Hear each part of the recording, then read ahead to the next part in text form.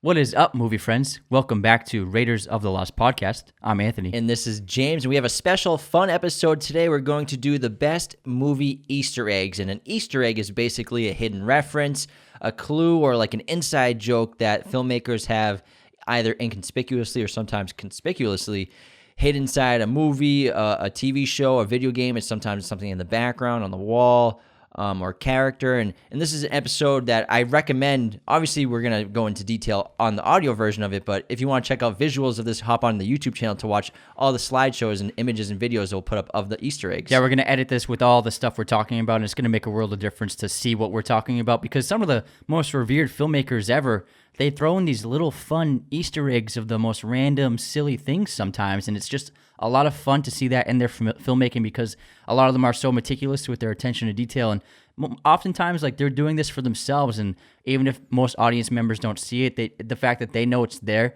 they get a kick out of that, and it's so much fun to talk about. Yeah, and lately there have been a lot of modern films that contain dozens and dozens of Easter eggs. Like Deadpool have so many, Scott Pilgrim vs. the World, those have a ton. A lot of the Marvel movies have a bunch of them, and then also like Ready Player One. Ready Player One is basically an entire story based on Easter eggs. It's an Easter egg hunt. Yeah. So we're gonna do an episode on that someday, so don't worry. Yeah. But we're gonna go into more like obscure movies or more well-known movies that maybe you didn't know had like a secret Easter egg hidden inside of them. Exactly. It's going to be a lot of fun.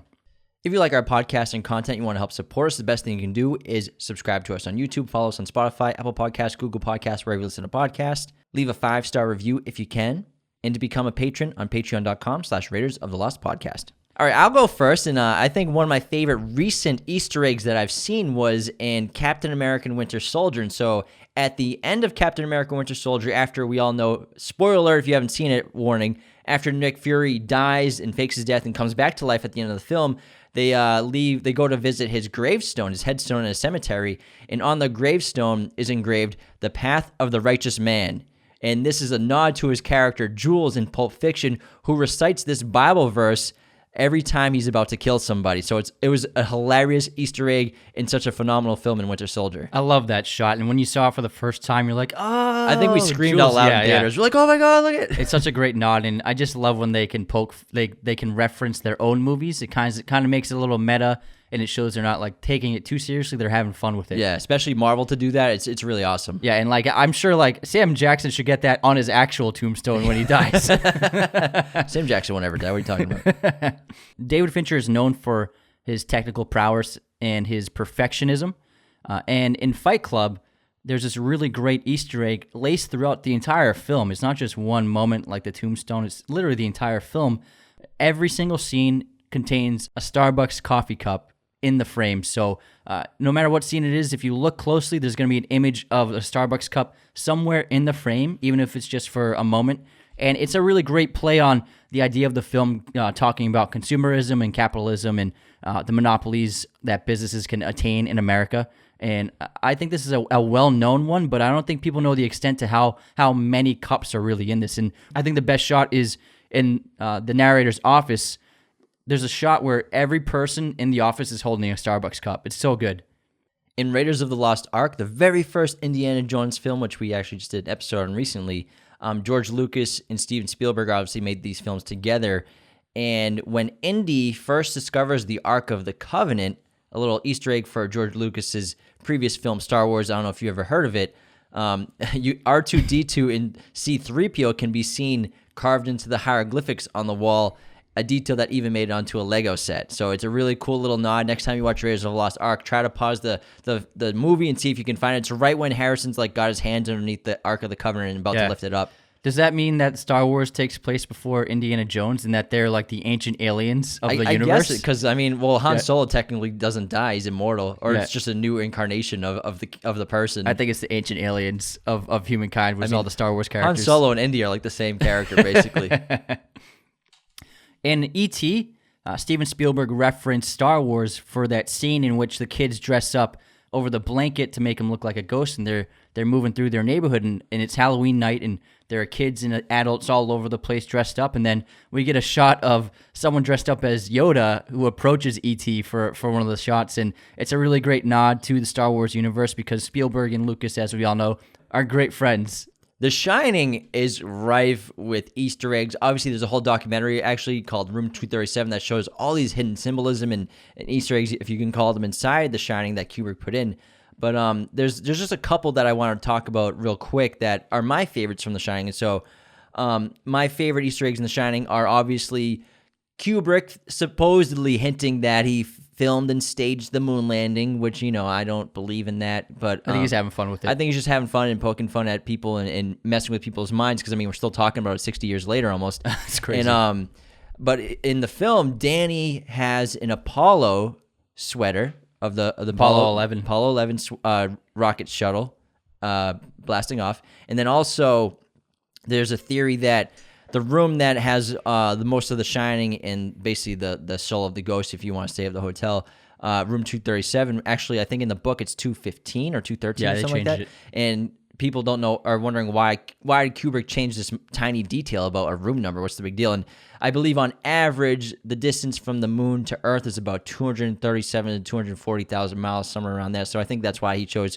But that's why people think he chose 237 to another nod to the moon in the distance. And then also another Shining related Easter egg that is actually in Toy Story. This might be my favorite Easter egg in general, is the carpeting in Toy Story 1. The carpeting at Sid's house next door is the same exact pattern as the carpeting in The Shining, which obviously we've seen Danny ride his little tricycle on a dozen times at least. And so same carpeting, basically. It's a really cool Easter egg. Yeah, the filmmakers who made Toy Story 1, one of their favorite movies is The Shining. So they actually reference it in a bunch of different films in Pixar. In Quentin Tarantino's films, there's this running Easter egg of the cigarette brand called Red Apple cigarettes, and many of his characters smoke them in all of his films. And the brand has a funny logo of a worm smoking a cigarette while sticking out of a red apple. And examples of these cigarettes being smoked are Mia Wallace and Pumpkin smoked them in Pulp Fiction. They're smoked in Tarantino's segment in the film Four Rooms. Beatrix Kiddo walks past a Red Apple cigarettes billboard in Kill Bill. Bob smokes the cigarettes in The Hateful Eight. Rick Dalton stars in a commercial for them in Once Upon a Time in Hollywood, which is pretty funny. It's like take a bite out of that. Yeah, it's great. And then Tarantino smokes them in Robert Rodriguez's film From Dusk Till Dawn, and they also appear in Romy and Michelle's high school reunion. There's a fun Easter egg in the beginning of Harry Potter and the Sorcerer's Stone or Philosopher's Stone, wherever you live, where before Harry finds out he's a wizard, and it's Dudley's birthday, and they go to that zoo, and then at the zoo, this is obviously where he interacts with the snake, and so they're walking into the reptilian house of this scene where the snake is, and as they're walking into the reptile house, there's a group of school children walking outside of it that are wearing these vibrant green school uniforms, which is basically a hint that, or Easter egg or foreshadow of Slytherin's house at Hogwarts and how they're related to snakes. That's crazy. I never noticed that. I have to see this now. That's so smart. I love that. There's a really funny and adult-themed Easter egg in Harry Potter and the Prisoner of Azkaban. During the end credits of the film, there's that animated title credit sequence with the Marauders map animated throughout the entire sequence. And one of the glimpses of the map shows in a corner of the map during in a part of the castle, we see two pairs of feet facing each other and not moving, which implies that the two people right there in Hogwarts Castle are actually either making out or bumping Dudleys. Definitely doing something not PG rated. Yeah, their feet are right on top of each other. And this makes sense because if you think about it, Hogwarts is a school, and it's a co-ed school, and a lot of them are going through puberty, especially in the older teens. And so it would make sense that some of the older teens would be getting themselves into situations like this. It's not really spoken about in the stories at all. JK kept it pretty it's mostly just kid friendly. It's very PG. Yeah, it's pretty kid friendly, but you can imagine there's really some stuff going on in Hogwarts. I'm convinced that Hogwarts has some bad people too. There's got to be some sort of like drug dealers and sketchy punk kids. It's way too nice in the movies and books. Yeah, there's always those bad kids in school. So I'm sure they're all from Slytherin, obviously. The Deadpool films, they have dozens and dozens of examples of purposeful Easter eggs and foreshadowing and funny references. But I think my favorite is Deadpool 2, where Logan is dead on the tree stump and it's spinning. Funny. It just kills me every single time. So I think that's my favorite Easter egg. But I mean, we could do a whole episode on Deadpool's Easter eggs, but I think just pointing out one is fine. And I just love Ryan Reynolds and Hugh Jackman's back and forth over and over again. Their friendly, like, kind of rivalry in social media. Oh, yeah. It's so like, much fun. You know they're best buds for real life, but, like, I love in Deadpool 1 when Vanessa takes off his mask and he's wearing a paper mask of Hugh Jackman's face taped to his head. It's so funny. In Charlie's Angels, Drew Barrymore busts into the room of some teenage boys. If it looked vaguely familiar, that's because it's the very same bedroom from the set of E.T. And if you remember, she starred as the young girl in E.T., the sister of Elliot. And now if you look closer in that scene, you'll also see an E.T. poster on the wall, and both the boys are eating Reese's Pieces, the favorite candy of E.T. himself. Elliot. Man, how much money did Reese's make off that movie? Oh, so much. And how about the shaving cream brand from Jurassic Park? Oh, absolutely. Barbasol? Barbasol. Steven Spielberg just made so many corporate companies, so much money. I'm sure you got a cut of the profit. In Back to the Future, the mall which Marty visits is called the Twin Pines Mall. But when Marty traveled to 1955, he accidentally ran over a pair of pine trees, escaping shotgun fire. Then when Marty returned to 1985, there was only one pine tree on the illuminated sign at the mall entrance, and as a result, the mall's name had changed to the Lone Pine Mall. Very funny. And the signs are like the exact same style. Yeah. It's really fun. In Star Wars The Force Awakens, Finn's ID number is FN2187, the same as the cell block number where Leia was imprisoned in A New Hope. Later, while aboard the Millennium Falcon, Finn stumbles across the practice sphere Obi-Wan trained Luke with, as well as the hologram game that Chewie and C-3PO were playing on the ship. We actually have a handful of Star Wars ones. You want to stay on the topic since we're talking about it? I would love to. Let's do some more Star Wars. So in Star Wars The Phantom Menace, there are 3 E.T. alien lookalikes that can be seen in the Galactic Senate when Queen Amidala makes her impassioned plea to the Senate for the protection of Naboo. What makes this cameo even better, the leader of this group of Azosian, as they're known, is named Greb Lipes, which is Spielberg spelled backwards. Ah, funny. They're very smart. This episode of Raiders of the Lost podcast is brought to you by our friends at Manscaped. Get 20% off your order and free shipping using coupon code Raiders of the Lost at checkout. Again, Raiders of the Lost at checkout for 20% off and free shipping year-round. We have been given pretty much everything that Manscaped sells. Their lawnmower groomer, it's got a light, it's waterproof, 8,000 RPM trimmer. Like, that's insane. It's like a jet engine for your lower parts of your body. And guys, grooming's a part of life. It's especially during lockdown, during COVID. You gotta take care of yourself. You can't let yourself get too out of hand. And the lawnmower groomer is the most gentle clippers I've ever used in my life. I will never use anything from any other store or brand for the rest of my life. Manscaped has got me. I also love their deodorizers. Their cologne smells amazing. We actually have it on the table right here. They sent it to us. I'm also a big fan of their toe deodorizers. Just to spray you hit your toesies and your feet after you get out of the shower before you put your socks on, and you're good to go for the whole day. So 20% off your order and free shipping forever, year-round, at manscaped.com using coupon code Raiders of the Lost at checkout. Again, Raiders of the Lost at checkout. Fellas, get on Manscaped ASAP. Ladies, this is a perfect gift for the men in your life. In Star Wars The Force Awakens, during the scene where Rey is in prison before she's interrogated by Kylo Ren, there's a stormtrooper guarding her. And a really fun story about this particular stormtrooper is, while they were filming this movie, a Bond film was being filmed at the same time next door in the same Pinewood Studios. And so while he was done with one of his scenes, Daniel Craig visited the set of Star Wars, and they asked him, would you like to actually play the stormtrooper in the scene? And he was a huge fan, so of course he said yes. So he played the stormtrooper for this entire scene. So if you watch this scene again and you hear the stormtrooper's voice, you will easily recognize James Bond, a.k.a. Daniel Craig, playing the stormtrooper, and it's so much fun. I know we said no cameos, but I think that's technically not really much of a cameo. It's a cameo. I think it's Daniel Craig, so we'll let it slide. I'd say maybe it's not a cameo because you can't see it's him. Yeah, but maybe. it's the Danny Craig loophole We had to throw it in Easter egg, so I mean, he's the in. man, so yeah, whatever. It's our show. We'll do what we want. If we want Stop to yelling at us, guys. All right, everyone relax in the comments that no one's commenting on. Anyways, so another Star Wars fun one is Star Wars. There's a reference actually in Blade Runner, the original Blade Runner. The Millennium Falcon appears in Blade Runner. The production of Blade Runner needed more buildings to appear in the background skyline of Ridley Scott's futuristic noir world, and they actually grabbed the Millennium Falcon model that was lying around. After a coat of paint, the ship blended right in with the city, so it's basically just like against the skyscraper as part of one of the scenes of the landscapes of this city. And so despite the events of Star Wars Force Awakens, we still have Deckard alive and well in Blade Runner 2049. Mind blown. Ridley Scott's a very practical filmmaker.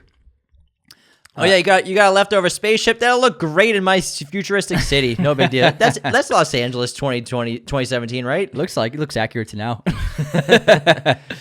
Another great Star Wars reference in another movie is in Indiana Jones and the Temple of Doom. In the opening sequence, when the characters escape and they're driving through the streets of China, the characters drive by a nightclub called Club Obi-Wan.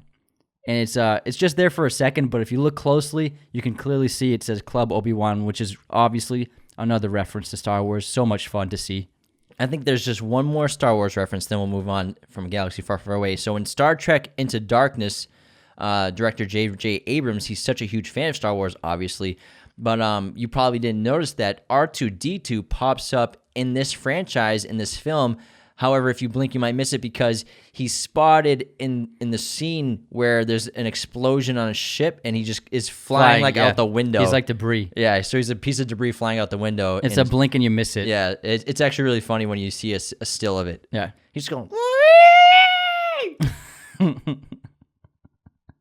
That's a horrible R2-D2. Actually, that wasn't that bad. That's a pretty good R2-D2 impression. Good. Like when he's like R2-D2 screaming. Yeah. You know, I got it. I should do voice acting or something. In the classic film The Godfather, oranges are used as a foreshadow to someone being killed. So in scenes in which you see a character eating an orange or you see any oranges laid out in the scene in the production, that means that someone is going to die very soon. And then another foreshadowing of death Easter egg in another classic film is in The Departed, Martin Scorsese's film. And throughout this entire film, Martin Scorsese literally laid out X marks in the backgrounds of sets when characters who are going to die at the end of the film are on screen. And so, for example, Matt Damon and Leonardo DiCaprio, oftentimes they'll be in scenes and you'll see an X in the background, which means it's a marker for them dying. And it's actually Scorsese referencing a classic film from the 40s that he really loves. And it's a foreshadow that this person's going to die or they're actually, in the moment, talking about someone dying. In the animated film Rango, at one point in the movie, Rango ends up flying through the air and lands smack on the windshield of a convertible. But it's not just any convertible. Both the car and passengers that Rango stumbles upon strongly resemble those in Depp's earlier film Fear and Loathing in Las Vegas. In the Disney animated classic Hercules, after finding fame as a hero who protected cities, saved children, and rescued damsels, Hercules was posing for a sculpture. If you look close enough, you'll see that the fur he's wearing over his shoulders is of none other than Scar from The Lion King. Scar did die. Got everything he deserved. Yeah. So Hercules slayed Scar, I guess. Yeah. This episode of Raiders of the Lost podcast is sponsored by movieposters.com. Use our special coupon code Raiders15 to get 15% off your order today. Movieposters.com is the #1 site to get your posters online today.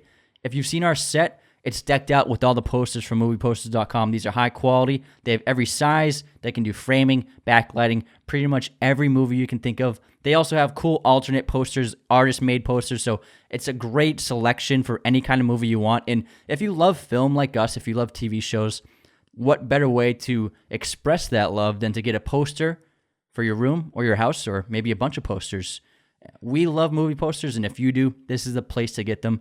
Again, use our coupon code Raiders15 to get 15% off your order today. Again, Raiders15 to get 15% off from movieposters.com.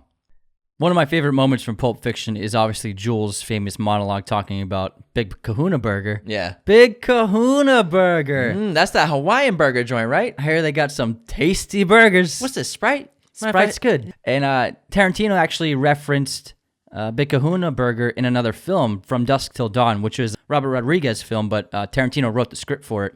And the characters, Tarantino and George Clooney, they make a pit stop at a Hawaiian burger joint called Big Kahuna Burger. So we actually see the burger joint in this movie, and it's so much fun to actually see the place in person, and it's just a great Easter egg for the Tarantino universe. Fargo is just a masterpiece of a film, and there's a great Easter egg in this movie that the Coen brothers put in when Carl, played by Steve Buscemi, is chastising Jerry, played by William H. Macy, in one of the final scenes of the movie. You probably didn't notice this, but he starts yelling, 30 minutes, Jerry, wrap this thing up. He's not just meaning the criminal scheme that they're involved in, but he's also talking about how there's literally only 30 minutes left in the entire film. They make it exactly 30 minutes. It's so good. In the film Midsommar, the opening of the film shows us a tapestry which literally details through images the entire story that is about to unfold from the beginning to end. And so Ari Aster is having fun with us by showing us the entire story on a mural before he shows us with the film. And there are a ton of other Easter eggs in Midsommar, but another really cool one is there's a creepy face hidden in the trees of the village showing Danny's sister's face after her death with the exhaust pipe in her mouth. In Shawshank Redemption, there's a huge spoiler revealed during one of the opening scenes where it went right over all of our collective heads the first time we watched it, when Andy is feeling especially despondent, and he tells Red about his dream of escaping to Mexico and starting over. Red dismisses this idea as a pipe dream, and we all know that the way Andy escapes Shawshank is through that giant pipe full of feces. Pretty gross, but he makes it. So, in a way, Red was right after all.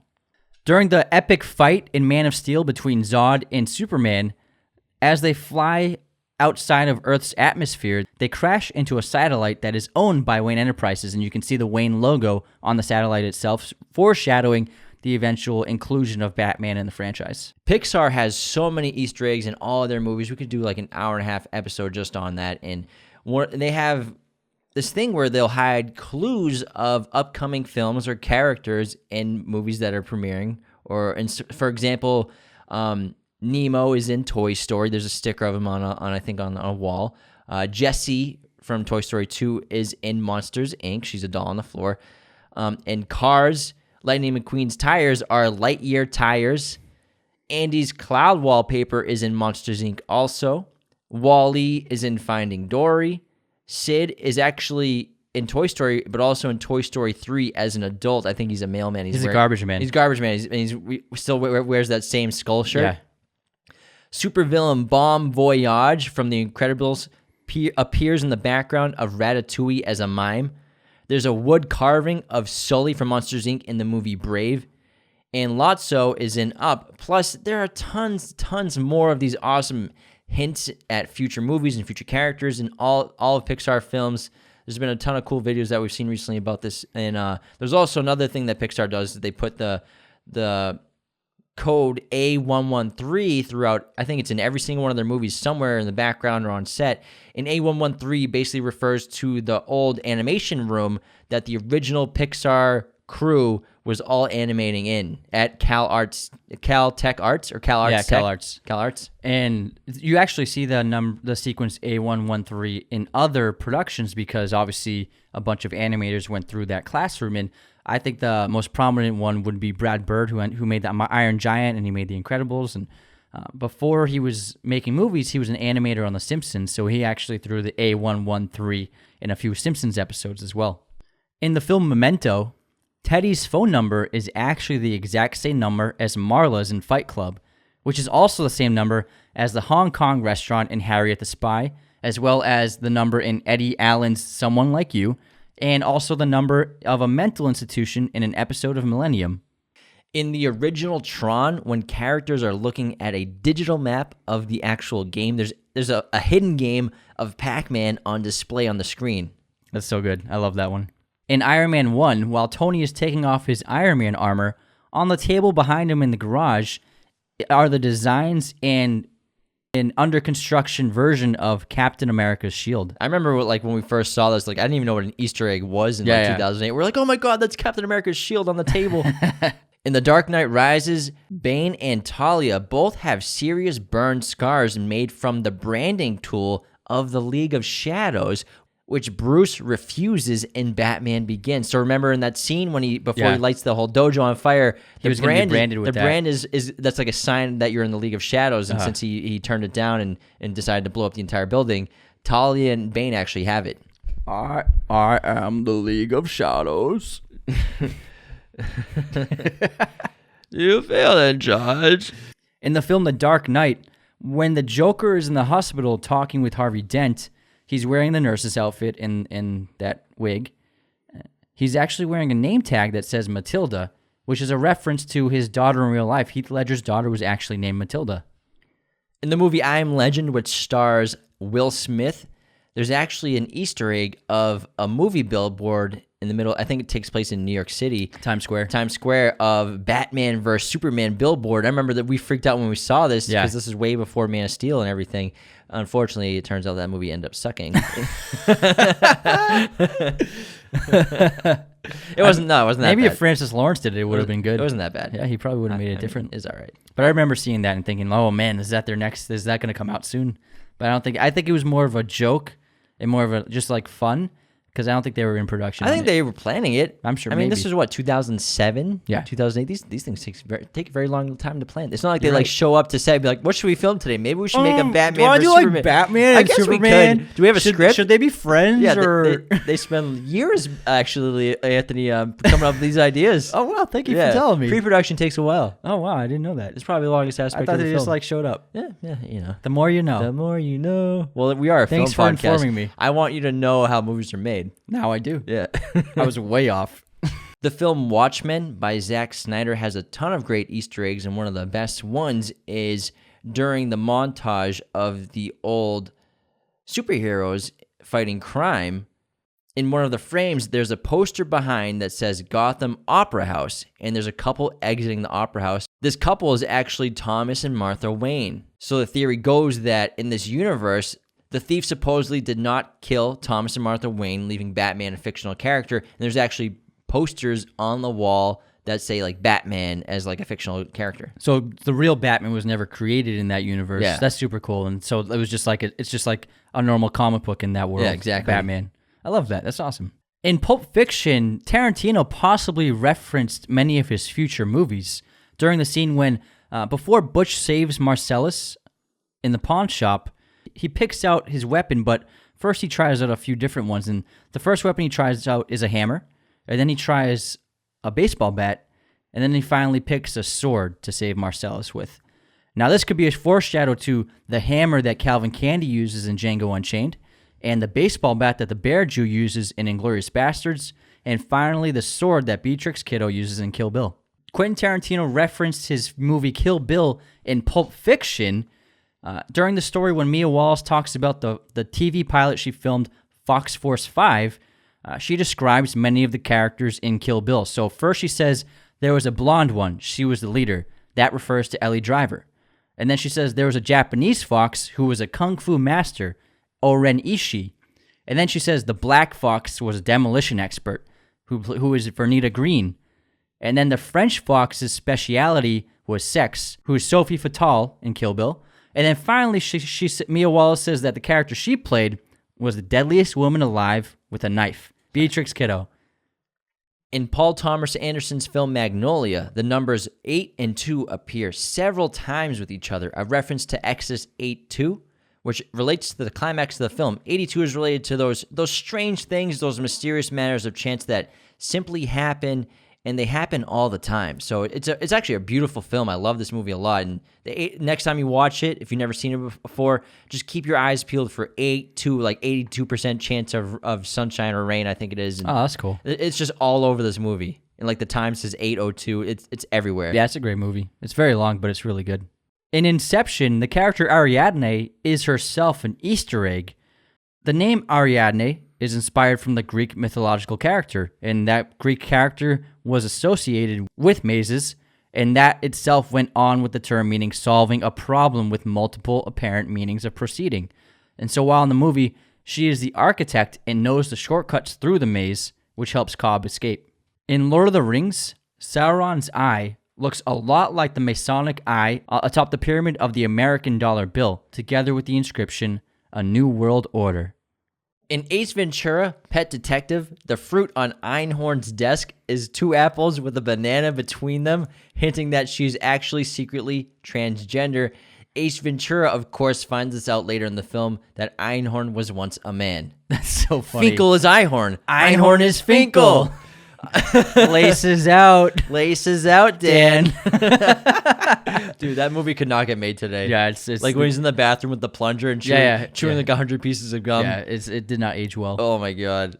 In the film Avatar, during the military briefing scene, the physical set behind the military officers is shaped to look exactly like an American flag, alluding to the idea that the entire film is a metaphor for Americans taking the land and resources from Native Americans, just how the Americans are doing it to the natives of the film.